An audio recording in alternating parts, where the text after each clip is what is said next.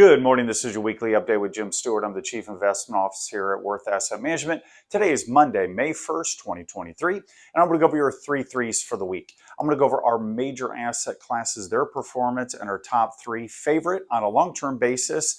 Then I'm going to look at the short-term basis on how we are positioned on both equities and bonds, and then our top three market movers for the week. So let's jump on in. Okay, let's go over the major asset classes, their performance on a week, 3-month, and 1-year return basis. For the week, another mixed week. We had the US dollar, small caps, and the commodities were in the red, while we had small gains in the bonds, in the S&P 500, in the equity side, world emerging markets, gold, and real estate. Going out about 3 months, small gains, very small gains on the bond side. We've had some nice gains on the S&P 500 NASDAQ. Again, that's all driven by 8 tech stocks, which are the Facebook, Meta, Google, Amazon, Netflix, Tesla, etc.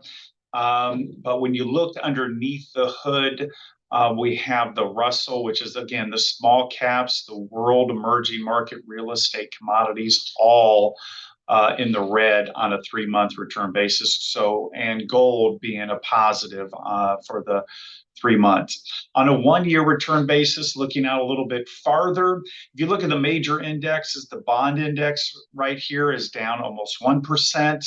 The S&P 500, the 500 largest companies, are up 1.3, and the NASDAQ down 2.1. So really the market hasn't gone, the major markets have not gone anywhere in over a year. Where small caps, real estate, commodities, the long treasury bond are not faring very well, where the world and gold are actually still holding up because of the weakness in the dollar.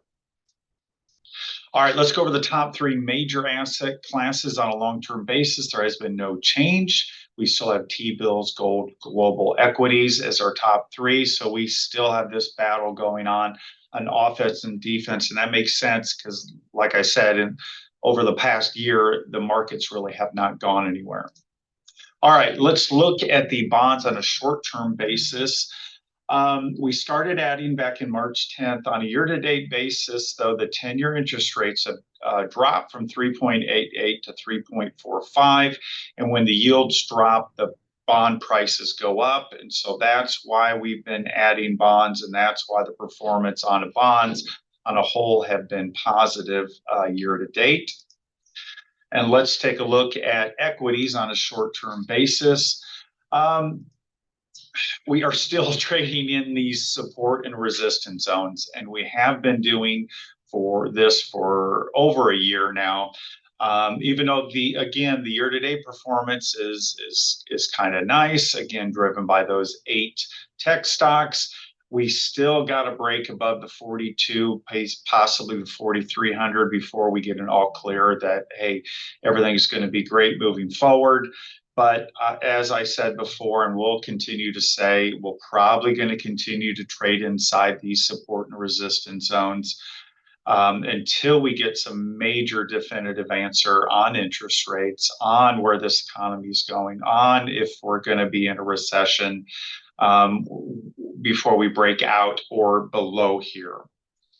All right, let's go over the top 3 market movers for this week. All week, we have jobs and labor market. On Tuesday, we have the JOLTS report, which is the openings, hire, quits, and separations for the month. Right now, the projection is 9.7 million versus 9.9. So that's unfortunately, that's going to be a lower number. On Wednesday, we have the private sector payrolls, and right now it looks like we've added 135,000 compared to 145 in the month before. And that leads us into Friday's big jobs number, the non-farm payrolls. And right now the projections are to have risen 178,000 in April, which would be the smallest increase since we actually lost jobs in 268 positions in December 2020. So 3 possible negative or pullbacks on the job market, which is kind of what everyone's been talking about on when are we going to start to see that. That's going to lead us right into the Fed meeting. And yes, the Fed will have the Friday's jobs number.